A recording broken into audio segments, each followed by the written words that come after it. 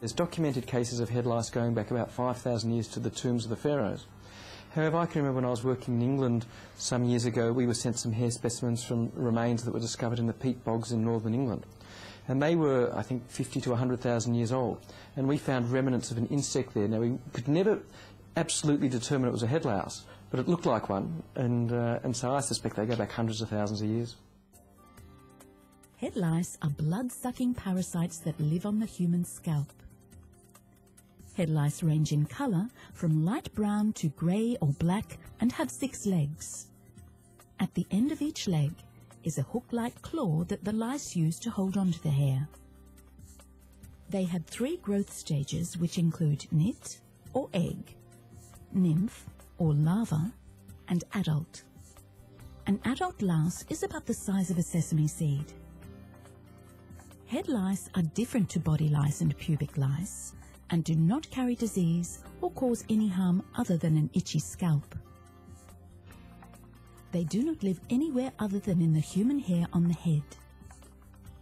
A common misconception about head lice is that infestations relate to poor personal hygiene. The truth is that anyone can get head lice, and head lice are not a sign of dirtiness. Head lice are common in children because they require head-to-head contact to transmit.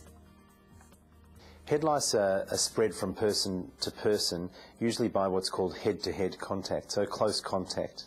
And this is the reason that they're so common in young children who get very close to one another, and also in their teachers who are close to them as well, I suppose. So that's how it's spread. They can be spread by a second object, by like combs or other things like that, but lice don't live away from the body for very long at all, so usually they're not spread by living on something else.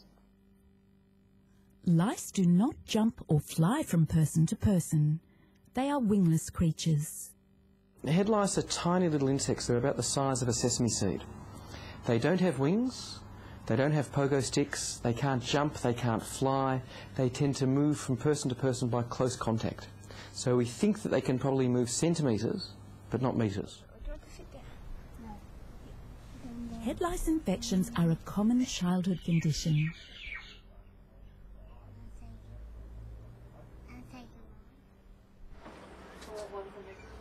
Regardless of the labels on medicines and shampoos purporting to protect against head lice, there's no real way to prevent them.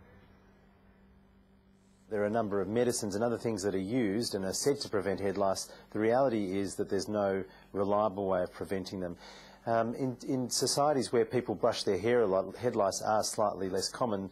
It hasn't been definitely shown that brushing the hair is preventative, but we wonder whether it might be. So keeping the hair well brushed might